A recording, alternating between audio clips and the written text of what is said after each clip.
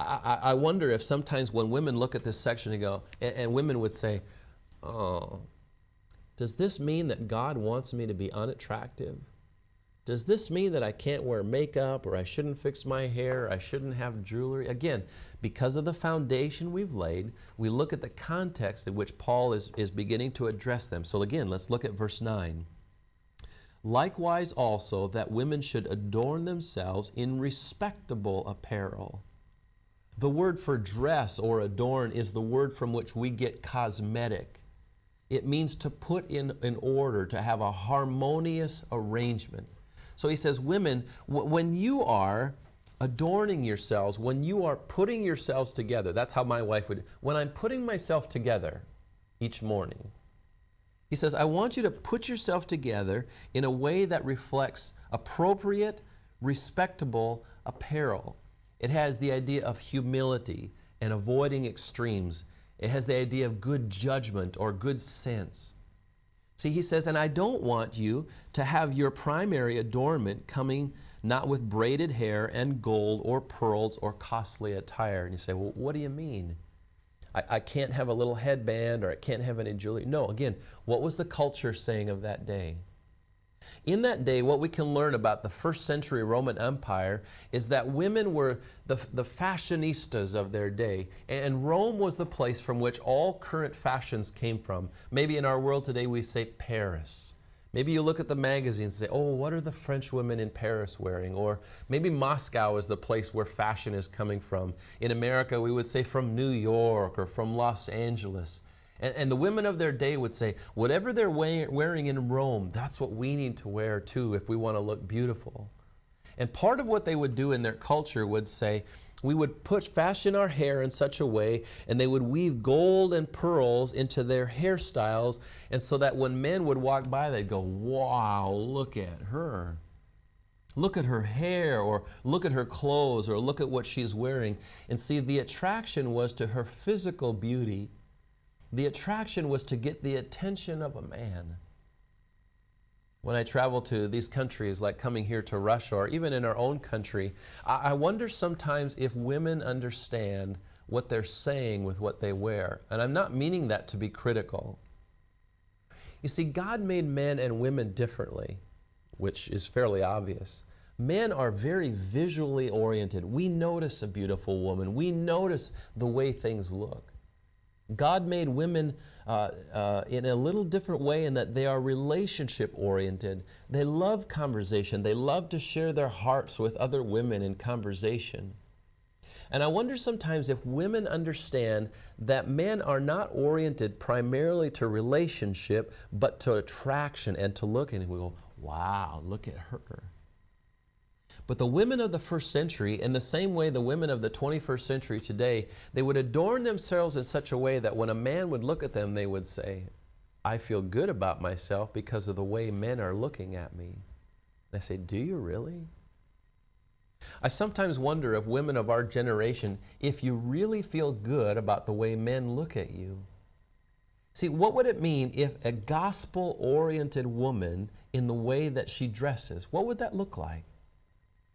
Paul says, he says, in contrast to the way your culture around you is dressing and adorning themselves, I want you to order yourself with clothing and apparel in such a way that is respectable and modest, and it shows self-control. He says, I don't want you to be plain or ugly.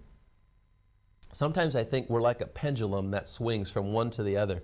If the pendulum is, I need to wear everything to make me completely fashionable, and we say, well, if I come to Christ, that means I should wear everything that makes me look plain and unattractive. That's not it at all.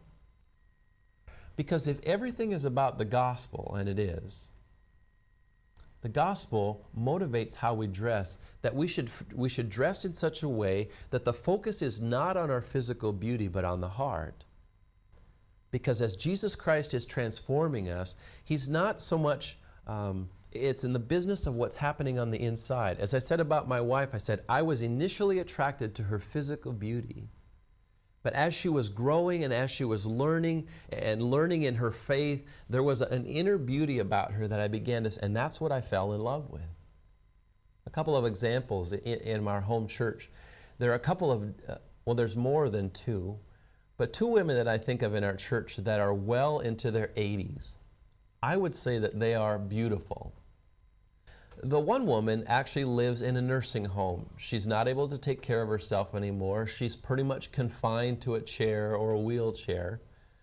And honestly, the end of her life is coming close. She loves the Lord, and she longs for the day when God is going to call her home.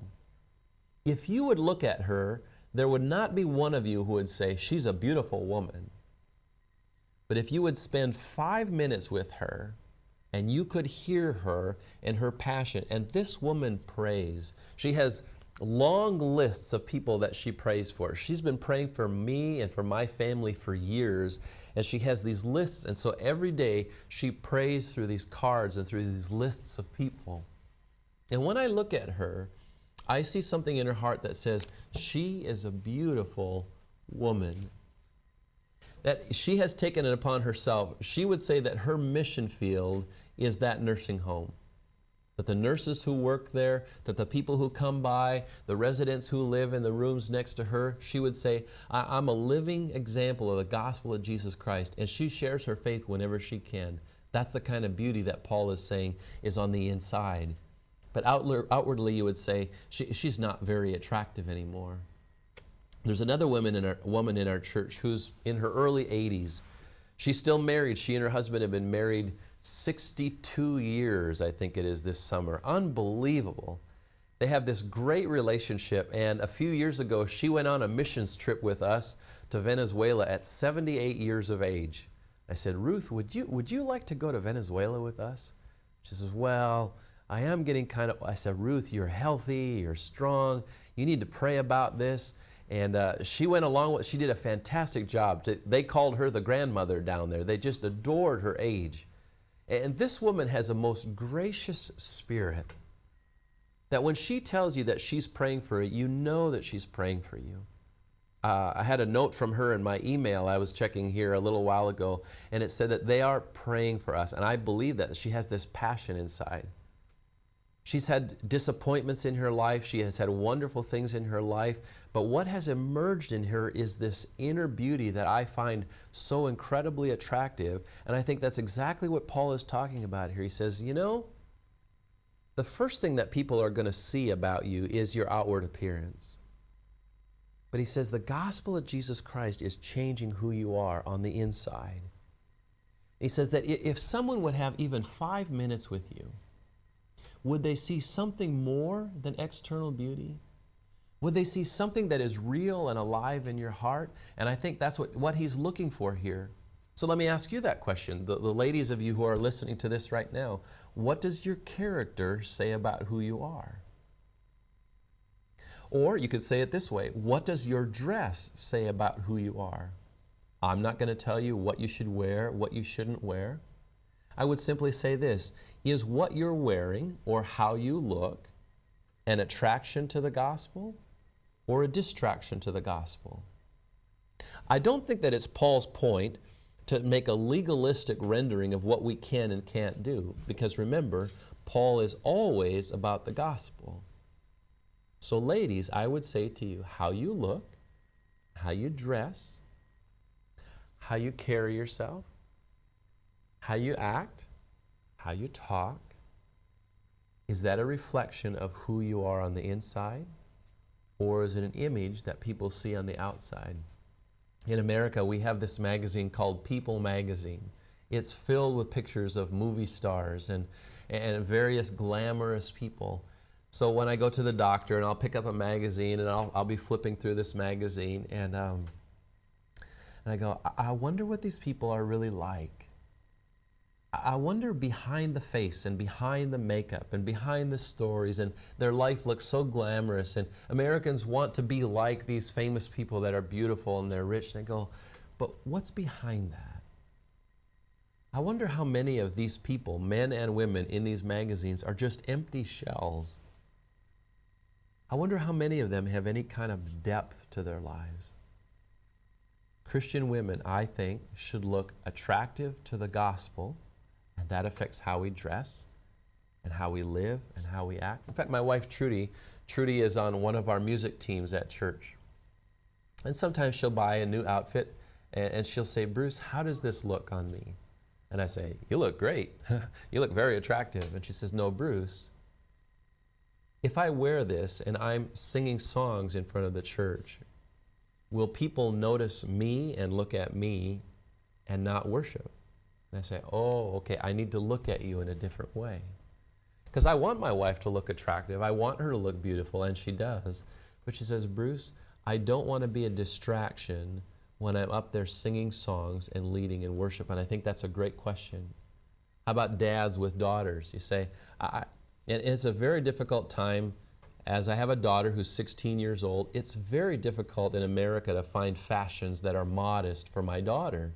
And honestly, I don't like to go shopping. So the women in our family have figured out how this works. Dad, we've been to a store, we've found 3 outfits. Could you take 5 minutes and come and look at these 3 outfits? I said, I can do that, but don't ask me to shop for 2 hours. I don't like to shop. So our daughter will try something on and I'll say, okay, that looks nice. It seems to draw attention to this or that part. And I say, I don't think we should buy that, honey. Or, honey, that looks great. That looks fine. I think that would be a fine outfit to wear. See, I think the role of the father to be involved in the life of the daughter in that way is a great application of what he's talking about. Again, it's the gospel. We want our attraction to be on the heart, on the inside. That's what it's all about. But the question of how women in worship and what they look like is only half answered. He said, I want you to adorn yourselves with respectable apparel. Verse 10, with what's proper for women who profess godliness with good works. He says, let a woman learn quietly with all submissiveness. I do not permit a woman to teach or to exercise authority over a man. Rather, she is to remain quiet, for Adam was formed first, then Eve. And Adam was not deceived, but the woman was deceived and became a transgressor. Yet she'll be saved through childbearing if they continue in faith and love and holiness with self-control. Now, this is a fairly controversial passage too. So, Pastor Bruce, you've talked about what we're supposed to wear or not supposed to wear. What are you going to do with this? Does this mean that when I go to church, I can't say a word? That if I'm there with my husband, that I should just sit there quietly like this and have nothing? Again, let's go back to our foundation. What was happening in the culture? Is there anything that was happening in Ephesus that helps inform us about what might have been going on in their church? So let's go back into the first century. We strive to serve the contemporary Christian community, and with a variety of Christian educational and evangelistic resources. To see TVS resource base, please visit tvseminary.com. In the first century, women were largely uneducated. They were considered the lower societal part of the culture. So there's some new freedoms happening, and women are beginning to get a little more educated. And now that these women are becoming Christians, they're able to come to these worship services and they're able to learn, and they are so hungry to learn that in my imagination, they're sitting next to their husband in church. Now, normally there would have been place for in the Jewish system, a place for the men and then a place for the women. But maybe now in these new worship opportunities, they're sitting together. So the speaker is preaching or he's teaching on the scriptures, and the women are so excited because they've never heard this before. And so they're asking questions, and they're asking questions all during the church service. What did he mean by that? Does he mean this? Does he mean that? And they were distracting to the service, and so much so that the husbands go, I'll tell you at home. Ask me the question later. But the women are not motivated because they want to try to usurp some kind of authority. They're so excited because they finally have a chance to learn the things that they have been closed out from all of these years in their culture. And so Paul says, I want to let a woman learn quietly with all submissiveness. Don't disrupt the worship service. If you want to ask your husband a question, or if you want to get something clarification, ask it quietly, or when you get home, maybe you can sit down and you can open up the scriptures together. I want you to understand your role in the family. He says in verse 12, I don't permit a woman to teach or to exercise authority over a man. In fact, I want them to remain quiet. This has been a tough one. Is Paul some kind of sexist guy who says, you know, men are smarter than women, so they should be the teachers. That's not it at all. In fact, there are a lot of women who are smarter than men. So some people would say, well, if women have this intelligence, then why shouldn't they be allowed to teach? Paul said again, it's always about the gospel. It's about appropriate worship. He says, I don't want you to misuse the opportunity that God has given you to learn and to understand. He says, and the reason that I can say that to you is not based on culture alone, he says, but it goes back to creation order. There's a verse in Colossians 3:16, which says this, let the word of Christ dwell in you richly as you teach and admonish one another, with all wisdom as you sing psalms and hymns and spiritual songs in your hearts to God. There is a place where women and men can interact. They should. If you remember Priscilla and Aquila, they both sat down and taught Apollos in their home, but it was in an appropriate place. You see, what Paul is talking about here is public worship. When we come and gather together and we are to learn from God's Word and how it applies to our lives, how is it that we should conduct our public worship services? He says, women, if you are being distracting to everyone in the worship service, no one is going to learn. And he says, women, I prefer to it that you not exercise authority of men over men when it comes to teaching doctrinal authority. And the reason behind that is what he says about Adam and Eve. He says, for Adam was formed first, then Eve. Adam was not deceived, but the woman was deceived and became a transgressor. Is he looking down on women for this? Is he looking down on Eve because of this? He says, no. Remember how I said God created men and women differently? He said the reason that Eve was deceived was in part because of she wanted to understand. She was thinking and processing through this, and she said, what the serpent is saying makes sense. And he said, well, where was Adam? He should have jumped in there and said, Eve, no. He didn't take his rightful place, and so Eve was deceived by this. What was going on in Ephesus in these churches at this time? What was happening was these false teachers were coming in, and they were teaching something that sounded like the gospel. And a lot of these people, especially women who for the first time were being allowed to learn, were saying, oh, that sounds great.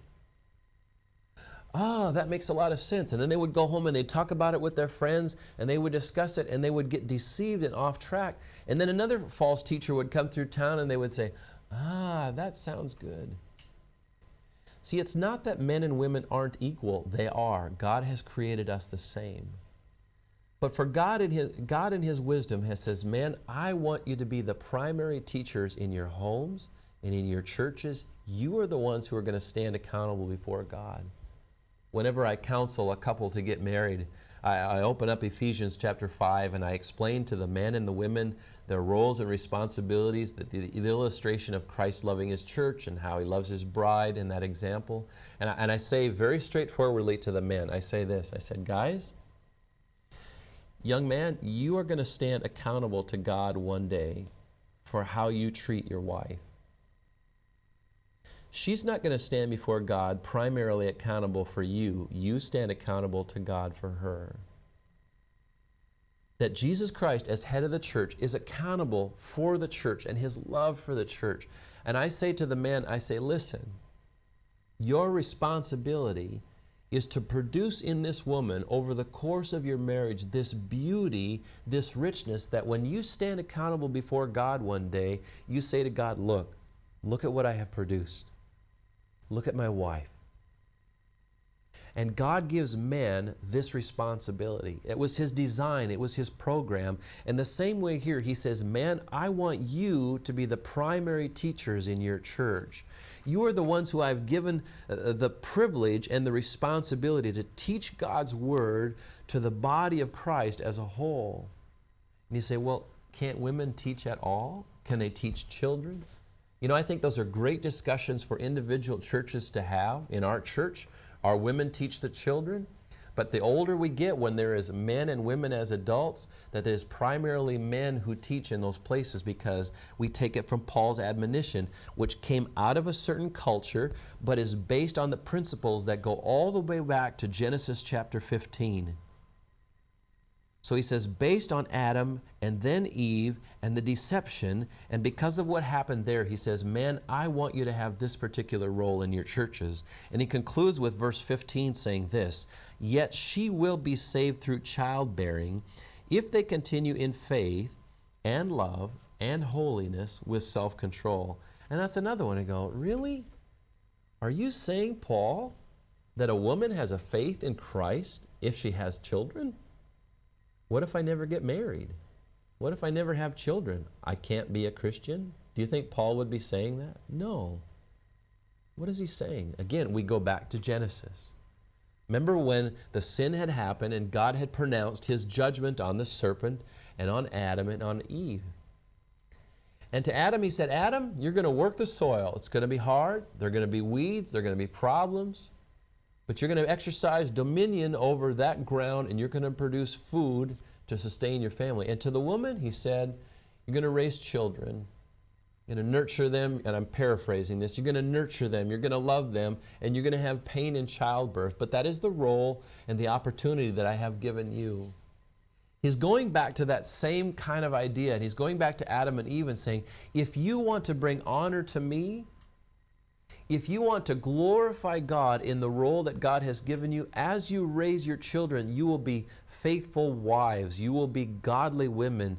You will be reverential in your treatment of God, and you will teach that to your children by the way you live and by the way you interact with them. We go back to that culture in the first century, and the false teachers were saying, listen, the false teacher would say, if you really want to know God, then you abandon your family. You abandon your children. You come and follow me, and I will teach you how to be all that you can be. Paul says, no. He says, God has created the family as the context in which you will live out the gospel, that you will live out the faith that is deep within your heart. You keep in mind the big picture all of the time, that the gospel is always what motivates Paul. That I think women should say to themselves in a variety of different ways, is what I look like on the outside an attraction to or a distraction from the gospel? When I am in a worship service, am I an attraction to or a distraction to the gospel, to the opportunity to learn? As I raise my family, are the children seeing Christ in me? I think God has given women such a natural ability to nurture and to care for children. When you look at the differences between my wife and I and how we parent, sometimes I just have to laugh. I think as a man, I'm very linear, I'm very black and white, and yes and no. And if one of the children messes up, because Sasha is the youngest one, she's the one who makes the most little mistakes. I'm like, Sasha, did you do this? Nope. Sasha, did you do that? Yes, I did. What are you going to do, Daddy? She has this natural fear. Daddy, are you going to spank me? I don't want to be spanked. And I say, Sasha, I'm not going to spank you. What you did was wrong. I want you to go and say you're sorry to whomever it was she offended, your brother, your sister, or your mom. And then you're going to go to your room for the next 10 minutes, and I'll call you when you're done. So just very black and white. Now, contrast that with my wife. Now, sometimes she gets irritated, and she can be very pointed too. But she has this wonderful heart for the children. It's like, she just, she'll hug them or she'll care for them. It's like, Bruce, can't you show a little more compassion? It's like, well, she was wrong and she needs to do it this way. And Trudy is the one who will sit there with them and hold them and cuddle them. And I will from time to time too. But the way God has made us differently from each other, we don't say, God, it's not fair that you didn't make me like that. You say, God, thank you for the way you've made me. I learned from my wife, she learns from me. We're a team. That somehow God in his wisdom weaves it all together. You see, what Paul is saying in this section is, when you come to worship in a public worship setting or with other people or even in your home, he said, there are certain roles and things that you play. You are models and examples to your children. When you're in a public worship service, you are models and examples of the transforming work of Christ as individuals and as families. And he says, when you're out in the marketplace, you are an example of the gospel of Jesus Christ in your life as well. So this whole section, I think, revolves around this context of saying, what does it mean to be a Christ follower in the world in which I live, in the place in which I reside, at the stage of life that I am. So again, let me come back and especially ask those of you ladies who are listening to this, what is God saying to you of how you can live out your Christian faith in the best possible way? He's talked about your dress and your outward appearance as being a reflection of the gospel. Your participation in the worship service, he says there are certain roles and responsibilities, but you can worship God freely. But even in your worship service, how can you be an attraction to the gospel of Jesus Christ? In your families and the roles and responsibilities he's given you as mothers and as wives, he says, you will have this ongoing opportunity if you continue in faith and love and holiness with self-control. That's part of the Christian life. So Paul is building on this foundation, the gospel of Jesus Christ. He understands the culture in which he has left Timothy behind. He says, Timothy, I know what you're facing. I know what these false teachers are saying. They're trying to get the women off track here. They're trying to get the men off track here. They're just splitting families and creating all these different opportunities. He says, Timothy, keep your focus clear. It's always about the gospel. It's always about the gospel. The way you live, the way you dress, the way you interact with people, the way you worship, the way you pray, it's always about the gospel. And that belief drives our behavior. That belief drives our behavior.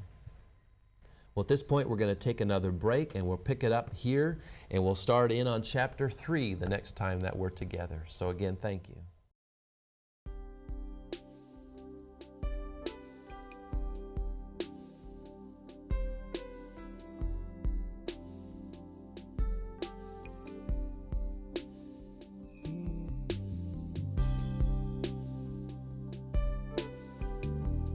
Now he who supplies seed to the sower and bread for food will also supply and increase your store of seed, and will enlarge the harvest of your righteousness. You will be enriched in every way, so that you can be generous on every occasion, and through us, your generosity will result in thanksgiving to God. 2 Corinthians chapter 9, verses 10, 11. How to give to TVS Ministry. You may give online at efca.org/givenow. In the description place, write Russia Distance Learning, account number 24109-0150. Or make checks out to EFCA. Write on the check memo line, Russian Distance Learning, account number 24109-0150. Mail to EFCA Donor Services, 901 East 78th Street, Minneapolis, Minnesota, 55420-1300. Or send your gift through PayPal for TVS